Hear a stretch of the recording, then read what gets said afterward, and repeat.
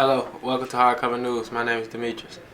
And I am China. Today, we're going to discuss sexting and unprotected sex in teens.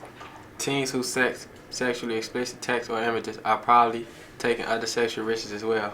Research indicates these teens are 7 times more likely to be sexually active and have unprotected sex. About half of the teens between the age of 15 to 19 had sex at least once. It have been found that teens who are sexually active do not use protection or birth control, have a 90% chance of getting pregnant in a year. To find out more about this, we talked to a few people in the west side of Chicago. Hi, my name is Carmelia, and I'm here with Dr. Sampson. And today we are talking about teen pregnancy and the risk of having sex. Hi, Dr. Sampson. How are you? Fine. Do you think teen pregnancy is a good thing? When you're in high school and when you're a teenager, that you are not mentally ready to have sex, your body is not physically ready for sex, you're not emotionally ready for sex and sexual relationships. So, no, I don't think that teen sex is a good thing. I think that we live in a society where people want to be grown so quickly that they forget that there are responsibilities that come with being grown. And sex is one of those. I don't want to make a lot of moral judgments, but at my church they say sex is for marriage and marriage is for adults.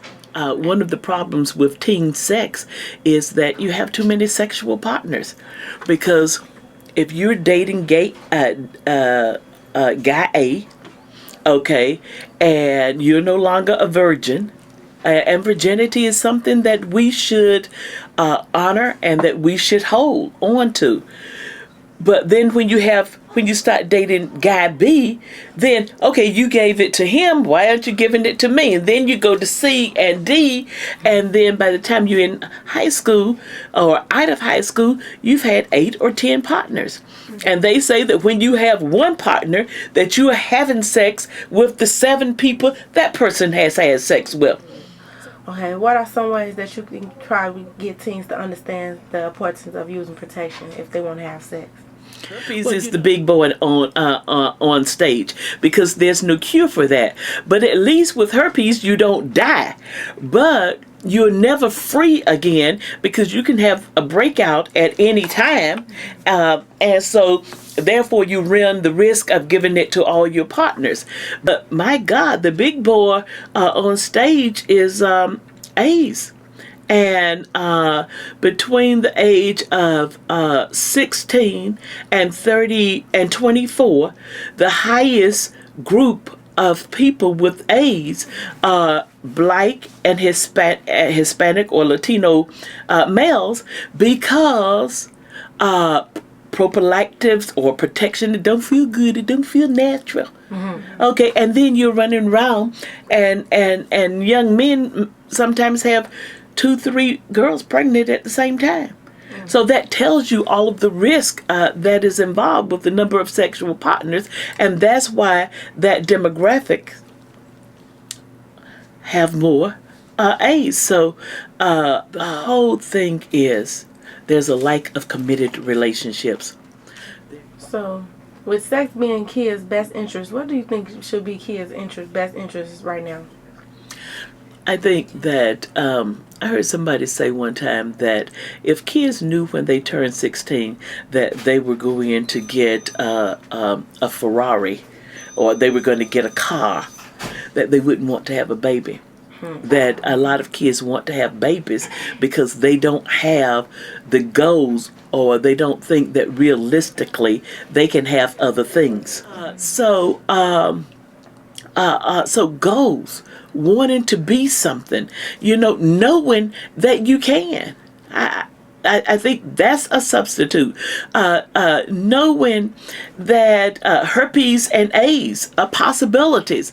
It just goes to show that people don't understand about sex. They don't understand about contraceptive methods. They don't understand what they're doing, and they're just doing things because it feels good. You know, it also feels good to get all A's. It also feels good to get scholarships to college. It also feels good to go to college and to be with other people in that realm.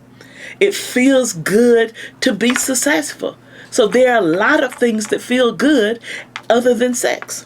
True. Well, thank you, Dr. Sampson. You had some wonderful answers. Thank you. Hello, I'm Dion Sharp, and I'm here with Jasmine Wiley, and we're here to talk about unprotected sex and sexting. So, Jasmine, do you think teens that are sexting are more likely to have unprotected sex? Yeah, about 50% of them. 50%? Why do you think 50%? Because nowadays, some of them think about the consequences and some of them don't care about the consequences. Do you think sexting is appropriate? Yeah, it's appropriate when you're over the age of 18. I believe so. But some start at an early age, and to each his own. As long as they have someone to talk to them about what happens, what's supposed to happen, and what's not supposed to happen. Right? Yeah. What are some ways to get teens to understand the importance of user protection? Some ways is to, you know, like for my parents, they grew up young with a baby. Let them know they don't want to live that type of lifestyle. Let them know the baby, you gotta have money. You gotta have a strong support system. You know, you got to have somebody there to help you with it. And babies aren't the only consequence. What are other consequences? STDs, like you can't get rid of, herpes, syphilis, HIV, a lot of them. And some of them you can't get rid of, gonorrhea, chlamydia, but those are still bad too. Even though you can't get rid of them, you don't want to get those. You want to prevent it as best as you can. Right. What are consequences of unprotected sex? Unprotected sex, you can end up with a baby. And like I said before, you can end up with a STD. And you can end up with your feelings hurt if you mess with the wrong person. Thank you, Jasmine Wiley. You had some great answers today. Back to you in the station. This was Hardcover News. My name is China. And I am Demetrius. Thank you for watching. See you next time.